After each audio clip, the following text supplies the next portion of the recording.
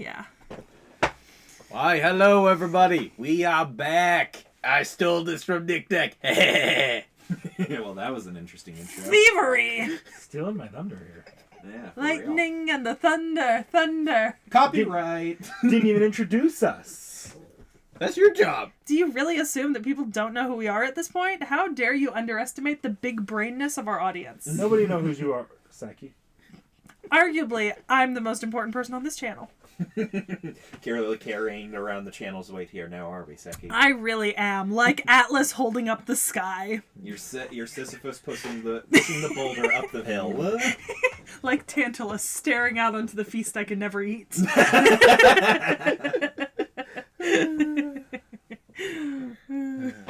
Yeah. Well, did you want to introduce us? So do you want to... No, Vorn, go ahead. Okay, Realm, go. Hey, how's it going, everybody? Ah! Jesus fucking Christ! And that was our glorious sackback. I don't want to hear that when I have to edit this. You're going to end up hearing it. Maybe I make you edit this episode just for that. Well, guys, I'm afraid I'm going to have to put together a lost episode video. I'm really sorry. Uh-oh. And our complainer right now, Nick Knack. Whinge, groan, complain,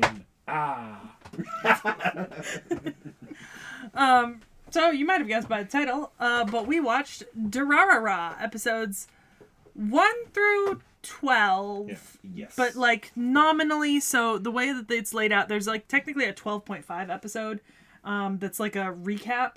But we didn't watch that because we didn't need to. Hopefully. No one needed a recap at the end of 12 episodes. That's all I want. I'm kidding. Actually, I read through the description. I don't think it's an actual recap. I think No. it's just a DVD special. Yeah, it might be a DVD special then. It's something that's irrelevant to the story. Yeah. Yeah. So what's interesting about this is that the author of DURARARA also writes for Fate. Apparently. Something. I don't know what. Fate, strange fake. Fate, strange fake. Oh, something I actually have passing familiarity with. Are they? All right. Are they either the author or friends with the author of Spice and Wolf? I mean, a lot of the Japanese light novel authors from that era are really well connected. Like, this author is actually friends with the author of both the Fate, like some of the Fate authors, as well as Toaru. Okay. Also, he also wrote Baccano. Okay. So same author wrote Baccano. Okay. As well as a couple other things, including a Bleach light novel. Interesting. Damn. Interesting. I was just asking mostly because I saw that in the first episode we see that little cardboard cutout of Horu from Spice and Wolf. Oh, then probably, yeah. They also might just be fans of Spice and Wolf. Yeah. Wikipedia doesn't really tell me if he's friends with anyone, because Wikipedia doesn't track people's IRL friendships. No, So I have no clue if there is a connection there. However, a fun connection I do want to make is that DURARARA, the anime, was produced by Brainbase. It came out in 2010. And do you know what else Brainbase made? Everything? Akikan. Oh my. Okay, to be fair though, they were also the ones who animated Baccano and Natsume's Book of Friends, as well as Spice and Wolf, Princess Jellyfish, let's see. I think there's some, Snafu. So Brothers Conflict, Blood Lad, Kamigami no Asobi, that's another one we know. You do not know that realm, but the other two know that. Cheer Boys, which we all watched, Cheer Danchi, Kiss Him Not Me, Gakuen Babysitters, interesting, and a lot of Duel Masters, which is not related to Yu-Gi-Oh!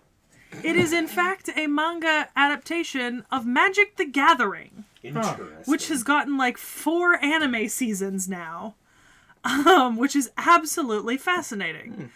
There's also something that I do think that Realm has heard of. An Archdemon's Dilemma, How to Love Your Elf Bride. I literally watched that entire show. What? Yeah. So, same production company. Just to establish this production company, as we haven't actually watched on the channel a whole lot of stuff that they've done. think it's really just Akikan and Kamigami no Asobi. Mm-hmm. A lot of us have heard of other stuff that they've done, but we've not watched it for the I was channel. going to object and say I've seen Spice and Wolf, but I've only watched the remake. Yeah, fair enough. Oh, okay. Yeah. I didn't know there was an actual remake of it. Yeah, so Yeah. obviously, decently well-known anime studio. They've done a fair amount of stuff. Can I say? I would like to say, I do really love the opening song of Durarara. Yeah. I think it's a good opening song. Go ahead. Actually, I think I cut you off there. I enjoy it. I think because it doesn't sound like a stereotypical anime opening song. Like it's a little bit different, and I think it fits the show. And I really like the animations that go along beside it.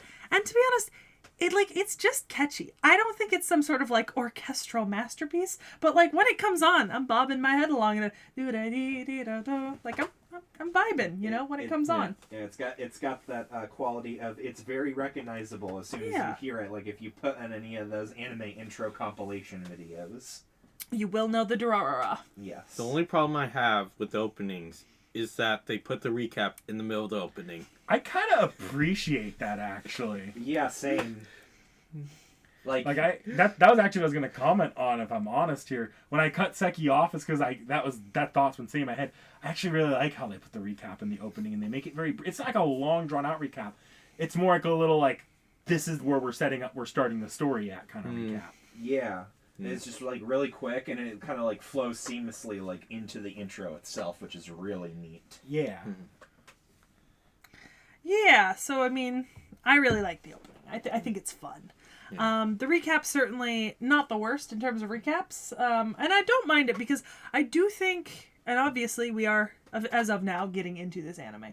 This anime's got a lot going on. There are multiple different storylines, different characters that we're following, different things are happening. They're not always all intersecting, and so there is a fair amount to keep track of. Like, we're not just following one person and one group.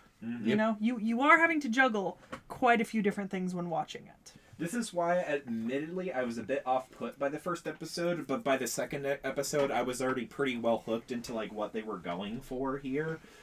Because I was just kind of like put off because I was like, okay, some of this like stuff, it feels a little weird. Like I get kind of the intent that's going on here, but I feel like they're leaving out a bit much. But by the time they hit the second episode, everything kind of starts to make a lot more sense within context. And The first episode really does kind of drop you in to the world with multiple things going on, and I actually don't hate that. I think it's jarring because not a lot of animes just drop you in so abruptly, but it really is a testament to like, can you hit the ground running figuring out what's happening, because by the time you get to like episode 2 or 3, you should have a fairly good grasp of the couple main storylines that you're following, and you should have sort of a feel for them, and it shouldn't be too hard. I mean, it's nice to have the recaps because there is a lot going on, but you should be able to keep up within a few episodes to all the different plot lines. I say that there are a lot. It's not like they're infinite. Yeah. You know? Like, for example, like the one girl that we see at the start of the show kind of has her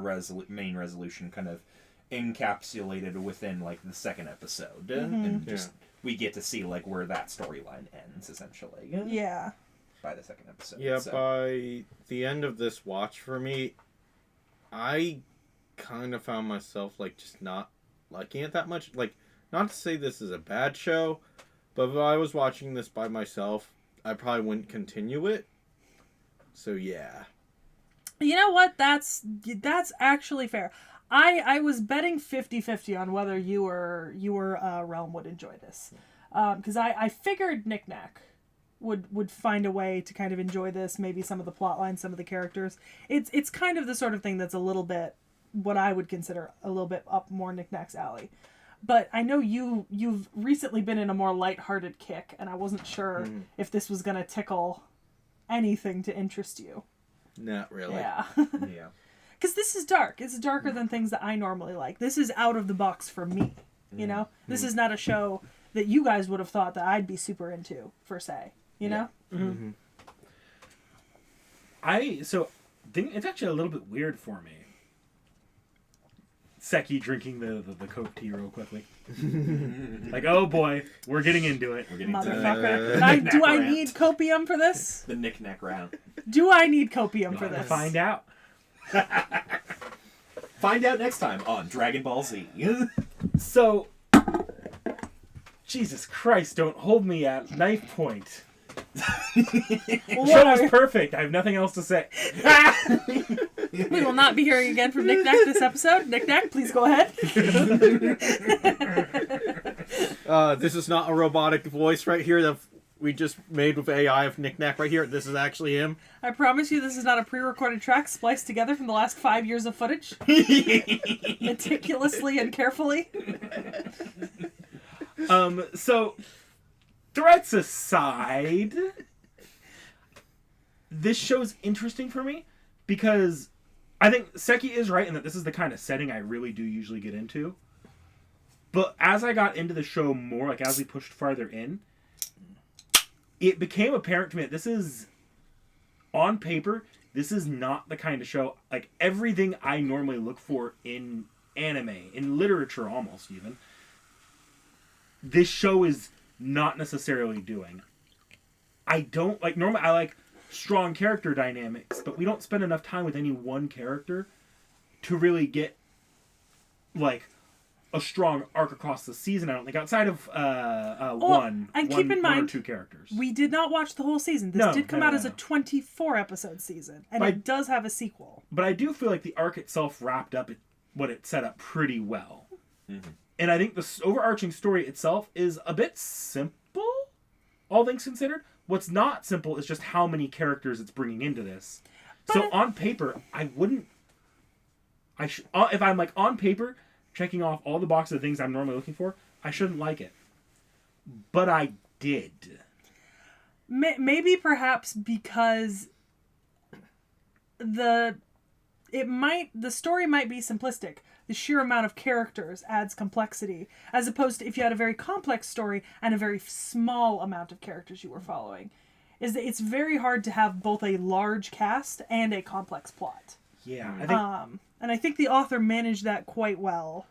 As well as just making interesting characters. We might not have gotten, like, huge amounts of, like, lore and progress from them, but I don't, and maybe this is my opinion, I don't necessarily think that a lot of the characters we're seeing, outside of one or two, most of them are not the kind of characters that need an arc. They are established people, and they are not looking to change. Like, use a good example, Izaya Orihara. Izaya Orihara is a major character in the series, right? But I'm not looking for him to change. He's not the kind of character I expect to change. He's fully existent in the way that he is. It's someone like Celti that I might expect some sort of change from over the course of the series. Mm-hmm. At least for me, I think dropping in with such fully evolved dynamics.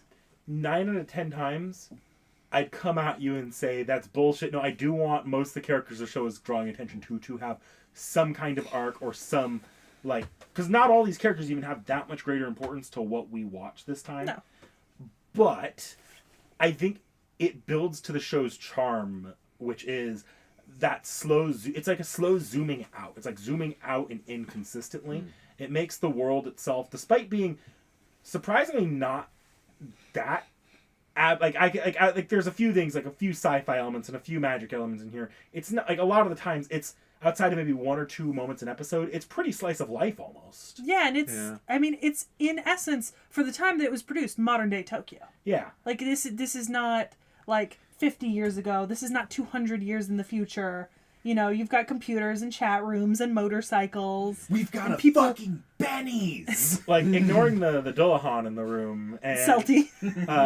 Yes. A lot of the show remains pretty grounded, and it's not spending all of its time focused on, like, we need to stop this problem. Sometimes the characters are just explaining, like, how they grew up and what their life is like. Mm-hmm. Yeah. And that should bore me. But it didn't, because I think it helped build this really living and breathing sort of city. The city itself feels like a character to me in some ways. It feels like almost like you're almost like if you were able to, like, watch Tokyo from above and just, like, zoom in on things that are happening in one area, but when you zoom in, you do miss stuff happening in other areas. Mm-hmm. So everything's constantly moving, but you can't look at everything. You have to just look at one thing at a time. And by doing that, you're going to miss other stuff that's happening that you might get explained later, or you might not. It's the way of the world. I think the best way to describe like the way the setting works, I think this is a pretty decent-ish example of like almost like a third-person story, not quite omnipresent, but like pretty like semi-omnipresent. Like you're seeing a lot of things unfolding simultaneously or as they happen. What's interesting about your analysis there is this is actually one of the few anime I can say is a first-person story because every episode is being narrated by a character. So yeah, so every episode is narrated by one specific character, meaning that the narration is in first person. But the way that we experience the story is kind of in third person. He's right. Yeah, because the show as a whole is jumping between enough perspectives to where you're not watching one person's perspective on every event. You're watching... And sometimes you're not even looking from one person's perspective. You're looking down on a character you know and things happening, right? There's this scene in the third episode where Izaya like pushes a girl in front of her bullies, right? And we're not seeing that from Izaya's perspective, but we're seeing the whole scene happening. Yeah. Yep. Yeah. And sometimes it has cut away from like the actual A plot line being narrated to stuff that's completely unrelated, usually involving Celti. Yeah. Yeah. Because Celti is important, you know. Celti is one of the main things tying the story together. Yeah. Yeah, because she's a protector, you know. She's the protector of the innocent, as Izaya teases her in the second episode, like, why did you become a protector right before that girl jumps to her death, and then she saves her, only for him to be confronted as to why he persuaded other girls to jump to their deaths. This video won't be monetized, obviously, because we do have to talk about like things like suicide. I thought he said like that he wasn't exactly the one doing all that. Well, I mean, he didn't do it, but how much blame do you put on the person who made the pact and then didn't go through with it while watching the other person do it? Izaya is a very interesting but morally dubious character. Fuck Izaya. Does he not share some of the blame for telling a girl let's have a suicide pact? We'll jump together. And then watch her jump and do nothing. Does he not? Would you not argue then that he is, at least in part, to blame? Perhaps she would have never had the courage to do it if someone hadn't made a pact with her. No, I thought like when he was talking with Celti, like about the other girls. He doesn't say anything. She asks, "Is that why?" She asks about the other girls, and he doesn't say. Oh. Yes or no. Izaya. I'm misremembering it. Yeah. Then. Great. Izaya is a Great. moral quandary. Yes. Yeah. Because, like, yes, he knew, like, presumably, he knew that Celti was going to save her, and therefore she wasn't jumping to her death. But he did also watch her jump off a building with the intent of dying just to spite him.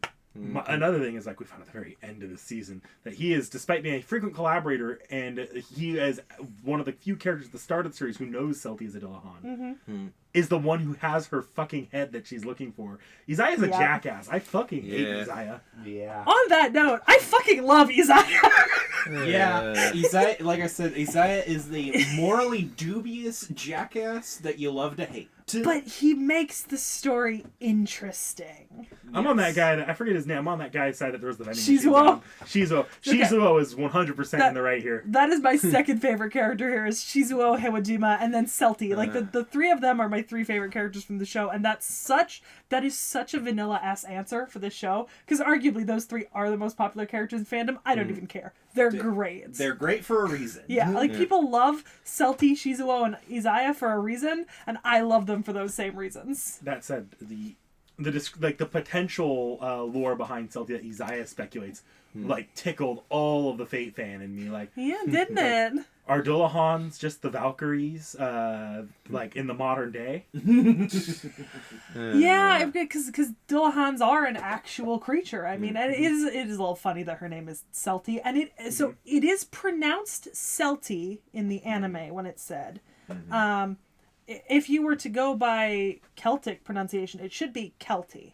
But they are specifically pronouncing it Celti, so we keep Celti. You know, like, because you've got the Boston Celtics, but it's actually Celtics. Right. Then people just say Celtics. Well, I think the team itself uses Celtics, but the word itself should be Celtics by phonetics. Right. But in this case, Celti, not Kelty. But yeah, so it's very interesting. And I think I kind of love the chat room elements, like whenever we see the chat rooms. Yeah. Yeah. I do feel like some of that's a little bit lost. I don't know. Maybe they change it in the dub so that the screen text is also English, but it's a little bit harder to track. And In the dub, the even screen the text. voices. Yeah, in the dub, the the dub? screen text is English. Because I've seen both. I've seen the sub and the dub. Yeah. Yeah. I did have to switch back over for whenever Salty is writing sometimes. So yeah.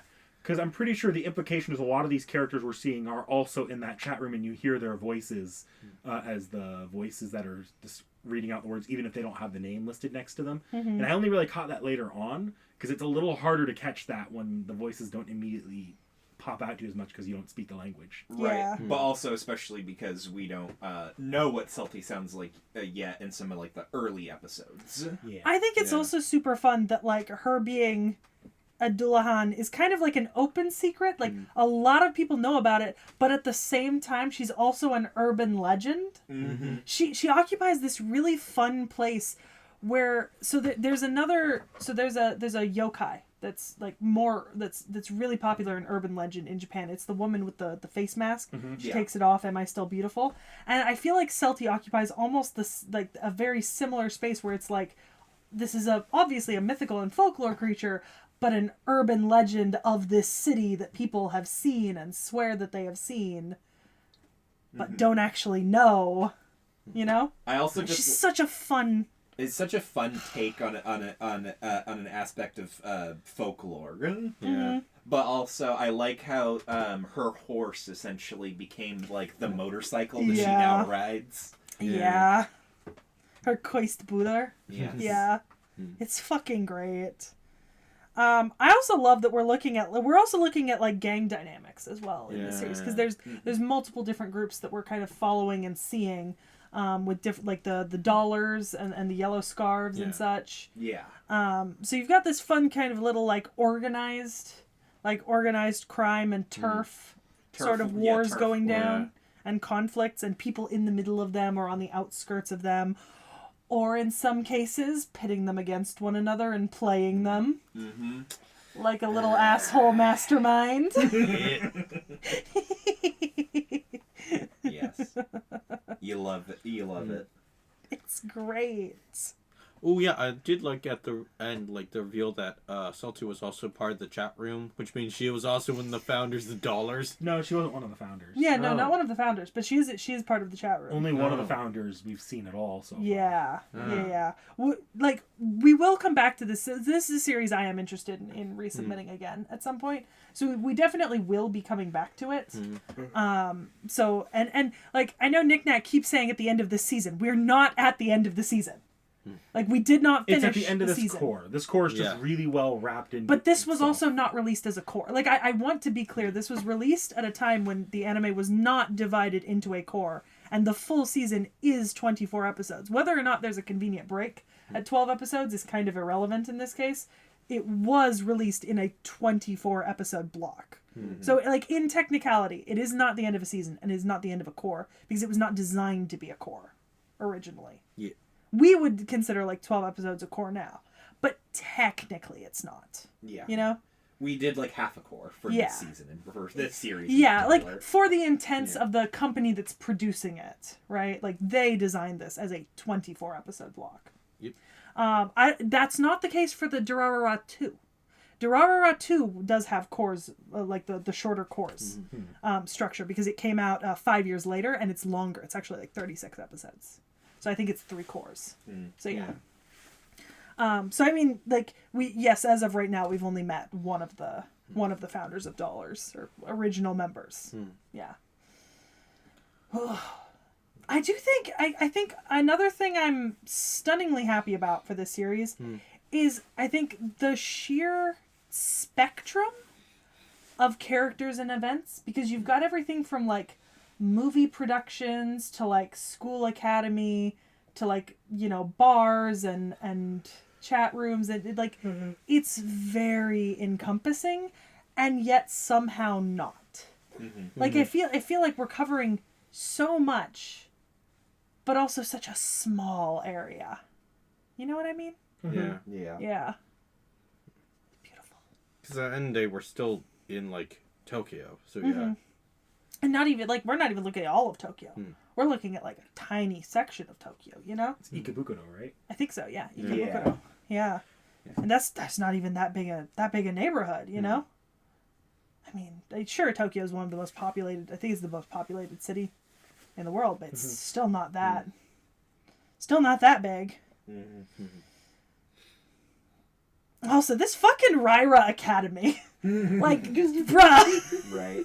Fucking shit's going down at Raira Academy. Yeah. Y'all need to, like, take a break. Why are you... What's it, kidnappings? Pharmaceutical companies? Gangs? Yeah. Yeah. What in the... Human trafficking as well. Yeah.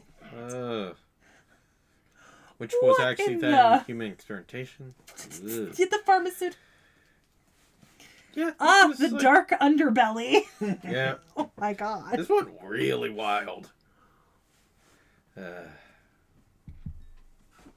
my god. Ugh. Didn't So- actually see that much in terms of other gangs besides dollars, though. No, we got Yellow Scarves, and there were brief mentions of a few others, right, Knick Knack? I think? Yeah. Lose something. It really was only dollars this side focused on. Yeah. There was one time another one of the gangs appeared. Yeah. It's not often. I think Yellow Scarves appears around episode 5 or 6, like briefly for like a single episode, and they're not as impactful, right, as dollars. Yeah. So many people get stabbed. Yeah. I mean, Kelty gets stabbed. You know, Shizuo gets stabbed. I mean, not with a knife, but with a pen, but it still counts. Yeah. 3 times. Yeah. Y'all keep getting stabbed. This author has a thing for stabbing. So much stabbing. I mean, there's also that scene, I guess, like, we get kind of early on where Kelty also gets dissected. So there was that as well. Ugh. Yeah. That sucks. Yeah. I mean, I know that I know you're like not like human, but ow. I mean, she felt it. She felt Yeah, it. like- Apparently it wasn't as painful to her, but also the anesthetics that they tried to give her didn't work on her. So Yeah, that's unpleasant. Yeah. Yeah. Unpleasant. Well, we did at least learn anatomy of Dullahan's. They have no Yeah. hearts, and their organs are more of a suggestion rather than an actual function for them. Yeah, they got no blood moving. Um, I do think another interesting thing to note about the anime is Durarara takes place in what's called the Naritaverse. So the Naritaverse includes both Durarara and Baccano, which canonically take place in the same universe and are canonical to one another. But this anime is also littered with references to other things that I think the author enjoys. Because there's also a reference to a certain magical index Yep. in episode 10.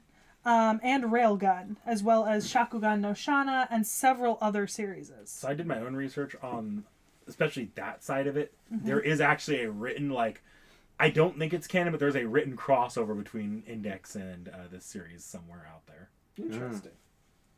Yeah, because let me see Durarara references to other stuff. So let's take a look at episodes 1 through 12. Let's see. So Baccano, Spice and Wolf, Dengeki Bunko, Tokyo Hands. There's a Justice League reference in episode 2. Let's see. Shakugan no Shana, we already discussed. There's a Denny's. Benny's. It's just Denny's. Cowboy Bebop, Justice League shows up again in episode 5. Wait, what is the Justice League in episode 5? One of the characters says that they're a member of the Justice League. Oh, In okay. reference to DC's Justice League. There's an X-Files reference, as well as, and then like I said, the Index and Railgun references as well, that are a little bit later on towards episode like 10. So there's like a lot going on, and it's kind of nice that we're getting to see so many different references to what the author is obviously like. The author's a fucking nerd. We know it. The author knows it. Like, look, if you're a Fate fan, you know Strange Fake started as the author's weird fan fiction that he posted online as an April Fool's joke. What is it? Several characters of Baccano actually appear in episode 11. Like, just straight up, like Baccano characters. Hello, Trixie. Please scream again. And you scream. Oh, good girl. Keep screaming. I guess there's another thing we didn't discuss as much, but the age range of some of our characters, because we do have people spanning, well, almost like a 15, 20 year age range from like our youngest to like our oldest characters who are We're like not counting Celty. featured. Yeah, we're not counting We're not Celty. counting Celty because she's the outlier here. I'm not counting Celty, but like discounting Celty. Man, that age range between her and the doctor. I'm not counting Celty, but we have like fully cognized adults getting married and running businesses, and then we have like kids getting bullied, right? So you've actually got a pretty widespread range of ages, and each age group doesn't necessarily stick to themselves. There's interactions in between age group, which is also pretty rare in anime, outside of like teacher to student references. You know what I mean? Like, that's actually pretty cool. Yeah, it's not something that you see every day. Yeah, I'm a big fan of that. I think it makes it very interesting. Of course, Nick Nack already mentioned the sort of the end of episode 12 with Celty's head, because the whole reason she's here is chasing her head. Fucking Izaya. Okay, but like, he wasn't the one who took her head. Let's be honest. He's got it and she knows she's looking for it. Yeah. If I stole your most prized possession and I knew you were looking for it and I was like, hey, how's the hunt going? I'd commit murder. And then it turned out I had it this entire time and was laughing at you. I'd commit murder. That's fair. That's fair. I would commit murder. Also, I just like the cool like detail where out of her little like neck smoke, for lack of a better word to describe it, she can just pull a scythe out of that. Yeah. That's pretty dope.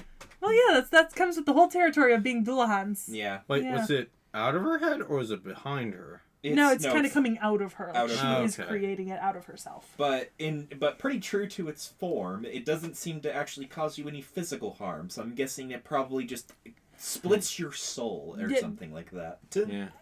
Yeah, because Dulahan are not... their job is not to create problems for, like... There's a good way to put this. Their job is not to create, like... They're like the boatmen that takes you across the River Styx, or is it? I'm trying to remember. Look up Dulahan Yeah, mythology. okay. So, because I'm trying to explain it. Dulahans, yes, they take living people, but they're... Vorn's right here. So the Dulahan and their coach is meant to take people who are near death or who are about to die, right? They appear in their graveyards, and they take people when it is their time, right? So, you know, the whole scythe and being, like, kind of reaping, right, would be very similar. The thing is, the Dulahans would not take a, like, healthy human individual, right? Like, they will come when you are near death, right? They are an omen of death. That's why they're generally looked on, like, sometimes as bad luck, because omens of death are often bad luck. But the thing is, omens of death show up where death is already present. Right. So it's kind of like a mistake to consider an omen of death bad luck. The omen is there because the death is already there. It's a Right. catch-22. Yeah. Yes. It does not show up where there is not death. Yeah, or So, death yeah. is about to be. That's a bit of a misunderstanding. of the Yeah. idea. Yeah, exactly. Now, is it a little creepy? Abso-fucking-lutely. I mean, traditionally in mythology, the carriage has axles of human bone, and the weapons that the Dulahan uses are made of human bone, and they're headless, carrying their own head. That's creepy as fuck. Right. But death omens often are. Yeah. So, yeah. I love Celty. Celty's great. She's great. I just love like how accurate she is to like actually like Dulahan mythology. Dude, It's so Celty's cool. funny, I think, because Celty's like a character who I could full on believe would just appear in Fate like that. Yeah. Like the Yeah. Dulahan, like Rider Dulahan or something. And it would just, and they'd be like summer form, and it's just Celty. Yeah. Like no changes need to be made. It's just Celty Right. with her motorcycle. Mm-hmm. You know what I mean, Nick Nack? Yeah. But we already, like, isn't Dulahan already incorporated into one of specifically the Sleepy Hollow Headless Horseman, which is a Ichabod, bit yeah. different. Yeah, Ichabod Yeah. Crane. It's based off the Dulahan, but it's not the Dulahan, and even in Fate, it is specifically a reference to the Sleepy Hollow Horseman. Yeah. So they could still touch on Dulahans, and they probably would eventually if they wanted to touch on it. They might not, just because the authors are friends and they wouldn't want to be like, to ape the other author's stuff. Yeah. Perhaps an idea for us. Oh. So Waifu War. Actually, we didn't talk about animation quality at all. That's true. We've just mostly been spending time talking about the mythology and just like the other characters. Well, and the fact Yeah. that this series is, I personally think that this series is incredibly well done for what it is. Like on an overall, the size and scope and kind of amount of characters and what they're trying to portray is fantastically well done. Like, I don't think I've ever watched another anime like this. I'm sure there are some, but I've never seen an anime that was like this specifically. It is quite unique to the stuff that I have seen. Yeah. And it's not as if we here in this room are no slouches on consuming anime. Right. We have all watched many anime. A fair share, that's for sure. Yeah. But yeah, so animation quality. What do people got to say? It's 2010. I think this is fantastic for 2010. I think it does its job. I don't think it's good animation quality, and the type of story it's telling is a shockingly grounded one. So I don't want it to have like big giant Like this is no superhero Dragon Ball Z fight scenes. Yeah. You didn't want when the man said he was a member of the Justice League to just spontaneously burst out into a Superman costume? Ba, ba, ba, ba, ba, ba, ba, ba, ba, ba, ba, ba, ba. Copyright. Yeah. Like, every scene right there is kind of ordinary, but there's just a lot more different scenes than I think you would find in, like, a normal anime, which Yeah. then gives it, like, that very nicety. And then Shizuo throws a vending machine at you. Yeah. yes. Yes. See that was some anime bullshit there. Oh yes, absolutely. And I love that he and Kelty are kind of like the soul, like, okay, this is some anime This is not bullshit. normal. Like, this man is not normal. He just picked up a vending machine Yes. and chucked it at you. Yes. Yeah. So, Waifu Wars. Waifu Wars. Wars. Waifu Wars. Waifu Waifu Wars. Wars. Born.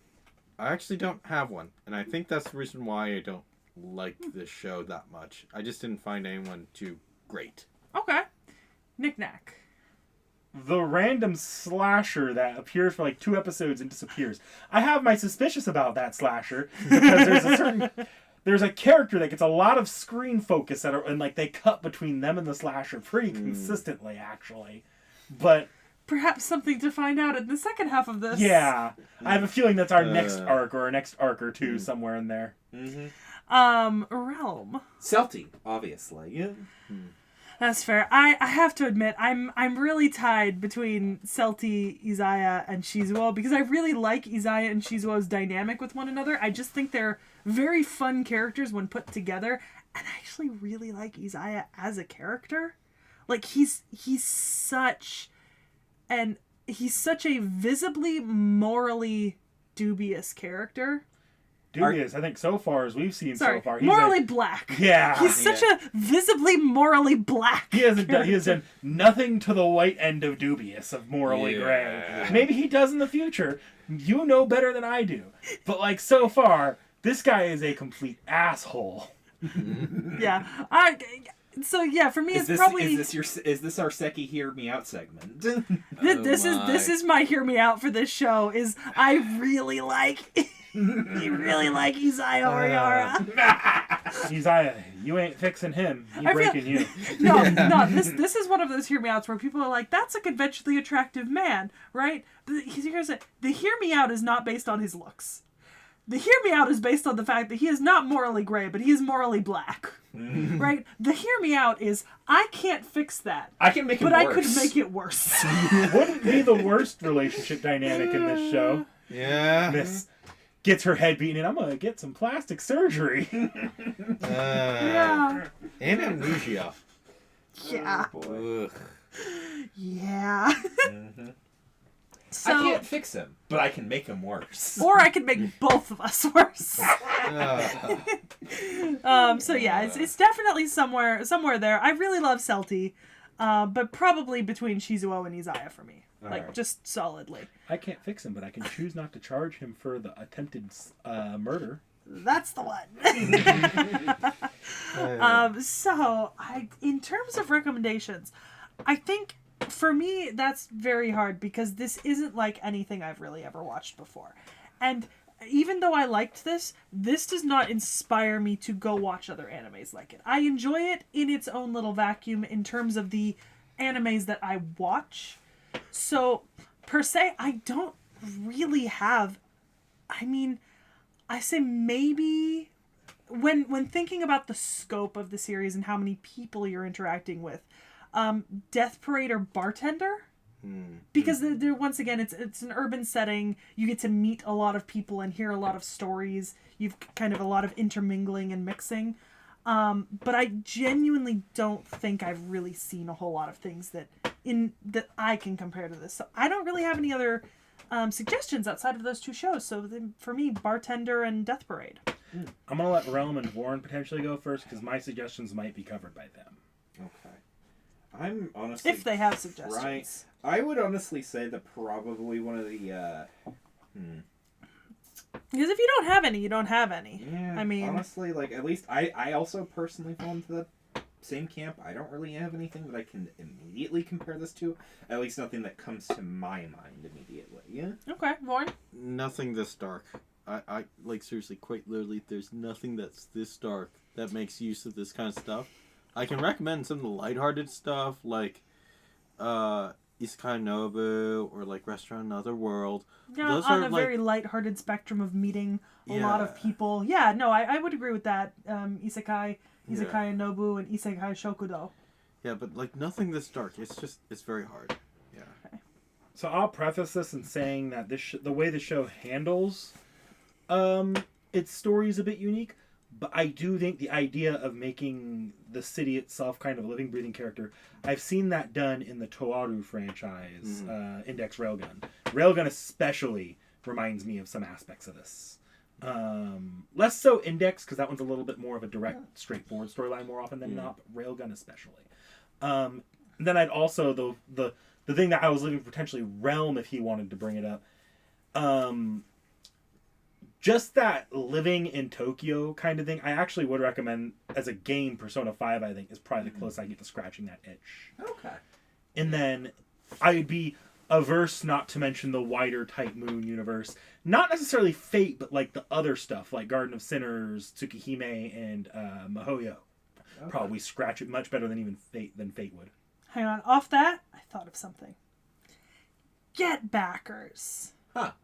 Scope, guys. Scope. Yeah. And Living City, what is the Infinite Tower, if not a living, breathing city in the middle of Tokyo? Get backers. Okay. Our number 2, Terror in Resonance. Okay. Never heard of it, but... Yeah, it's pretty much like just terrorists in Japan, that kind of weird thing. Like I said, that's just why I thought of it. It's very dark. I feel like you thought this was a lot darker than it was. It's pretty dark. Never mind. Yeah. It covers darker subjects, but I Yeah. actually do think the series largely retains a mostly optimistic outlook, weirdly, even though there's a lot of fucked up shit going on. No, Yeah, I think that's intentional because, like, for all intents and purposes, if I were to go out on a limb and say something here, Celti is our main character, point blank period. Yep. Celti is our protagonist. She is our main character. And because of the role that she has chosen for herself, she is a representation of hope and protection. And because she's our main character, the show has to have some level of hope and protection. Yeah. Yeah. So I do agree with that. But also, like, when I mean terrorists, I mean it more in line with, like, V for Vendetta kind of, like, that movie kind of way. Okay, yeah. And then there's just Ajin, which is just... Oh, yeah. Yeah, that's... Damn. Yeah. That one's... Yeah, that's just darker. That one's... that one's a see lot that. darker, and actually I think Ajin has another more similarities with another show in and of itself. But, Yeah. Yeah. Okay, so on that note, let me get the camera up and running Woohoo! because we've got a 3-way rock, paper, scissors. So we have Plus to... 3. So we have to do a Okay. tiebreaker? Yeah, let me get the camera up and working. Yeah, Okay. hold on. Step We away. have to... Not much. Come on there. Oh, I was just gonna put the camera like face down Oh. on our hands. Oh, well, okay. Yeah. Yeah. I mean, we can all, you know. I mean, I'll just make it easier so that way you All right, just hold stand on. right over here. All right. Wait, is Wait, my... no, Wait, no. oh, okay. I know. Oh, I know. okay. I'll Move just, on over here. yeah, I'll just move a little. I'll move a little bit closer. Okay, this There we go. will be good. Yeah. Okay. Mac, just come over. Come on. Yeah, come on. Let's go. Yeah, all right. Okay. Okay. Rock, paper, scissors. Okay. Redo. Well, Do it. Well. Oh, do, yeah, because it has to be Yeah. 2-1. Okay. okay. Rock, paper, scissors. Well, there you go. Oh, I won! Yeah. Okay. You won. Holy shit, I won. I was not expecting to win. I was dead last time. Seki was Okay. Not, Seki was not prepared. All right. Well, all right. Okay. I'm not gonna ask Nick Nack this. I will ask Vorn and Realm. Do you wish me to be merciful or do you wish me to be vicious? Be merciful, please. Okay, you're watching Solo Leveling the Be first vicious. vicious. Oh I mean, no, that's why. That's sure, why fine. she did not ask. See, you. the vicious option was that you'd be watching another arc of Fairy Tale. So you're watching. So we're gonna watch Solo Leveling season 1, the entire right. thing. I Yeah, mean, Solo I've been Leveling, watching I can season accept 2. I can accept that. Yeah. So yeah. If you watched season Alright. 1 within the last couple months, you technically don't have to watch it again. Yeah, if you that is can the rule. remember it. I did read, I think, at least the first volume that Seki let me borrow. Yes. So That does not cover the the entire season. you know, I'm I not don't making an think it excuse for would. myself, But by the way. Remember, we only watched the first 2 or 3 episodes. Yeah. together. What does that volume actually cover up to? That first volume? What, the first volume of Yeah. is it about probably like? Would you say like maybe the first 3 episodes? What's that, No, what's that up I think to? it makes it into the end of episode 1. Yeah. Okay. What is this? Let's see. It goes to the start of the train dungeon. Oh yeah, that's 2 or 3. Yeah. Yeah, I think it's That's episode 2 or 2. 3. Oh, okay. Yeah. Yeah. No, okay. So, That's right. You just had me read to where episode 1 started. yes. Yeah. So yeah, we're gonna watch season 1, Solo Leveling. It came out last year. Although Nick Nack and I have been actively reading this on the channel for over a year now. I mean, we've read 10 volumes of this. So Nick Nack is very well versed in Solo Leveling. He's still We gonna should have watched to Fairy Tale. He's still gonna have to watch the anime. But I actually know his opinions on this. You've been reading I it. finished it. Yeah. So that makes you the only person who isn't caught up to Yeah. what we'll be watching. I'm just not caught up, but Yeah. I do like what I've at least Yeah. seen of it so far. Okay. I think so we don't have to watch it's not recording. I turned it Oh, off. okay. Yeah. Okay. So we obviously don't have to watch a trailer then. Yeah. Everyone knows what this is going to be. I actually don't think we don't really have to discuss it. I think because if we do, the 3 of us are going to say something we shouldn't Yeah. on accident. Enough of us have experienced the story already to where it's not actually worth giving our thoughts going in. Yeah, Mhm. yeah, Yeah. yeah. And I'm so biased. I literally like, cannot. That should be the literal thing we come back to the recording on. Yeah. Is enough of us have watched this that we all know our thoughts more or less, so we don't really want to go into it here. Otherwise, Yeah. it just be Yeah. our Go next watch- episode. Also, the best part of this is this discussion coming up is going to be 3 of us have read this. And then I'm just gonna be here like, oh. Well, that's going to be interesting. I'm gonna say right now, there's no chance that that next episode will not have a section for the 3 of us who have read it Yeah.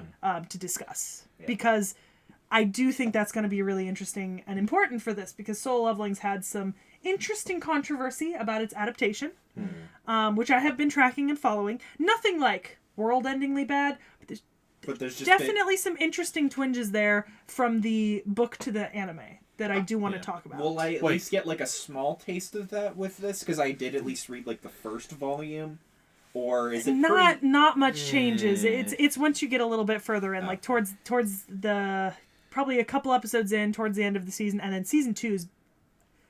We'll talk about it next time. Okay, I think we need to just talk about it next time because otherwise I'm gonna start getting into. You're stuff gonna I get into Yeah. a rant. You're gonna Yeah. get into a That's rant. for the episode. Yeah.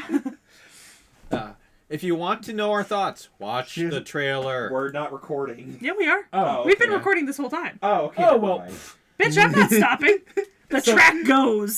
So 3 of us have actually read this, and some of us have even watched this. So we're not going to get into our thoughts going in here because, quite frankly, that would just be the next podcast if we started doing that now. Yeah. So if you really want to know our thoughts going in, go read or go watch Seki and I's. How many episodes of Off the Shelf have we done on this? Let me check that for you, Nick Nack. Because I can check that. Let's say Solo Leveling. Oh, 1, 2, 3, 4, 5, 6, 7, 8. So we have done 9 episodes, and we've filmed 10. we've released 9 on the manga, but Nick Nack and I also did same like next day release reviews of the first 2 episodes together when the anime was coming out. So technically, we've currently filmed almost 13 videos on this together. So we have a lot of Solo Leveling content if you guys are interested in it. Yeah. If you hand me another Solo Leveling book before we watch and do this discussion, I'm going to murder you. Also, I've got a stream playing Solo Leveling Arise. No. Yeah. Okay. Which actually, you know what I might do? I might just stream Solo Leveling Arise again the same week that the next podcast comes out. I might schedule myself to do it in advance just because the game's had some updates since I last played, so I might be able to do some fun stuff there. Nice. Yeah. All right. So would you like to outro us, Nick Nack? Yeah, come and see the episode next time. Remember to try hard, everyone. Like, comment, subscribe. Toodles. Or don't. I'm not judging.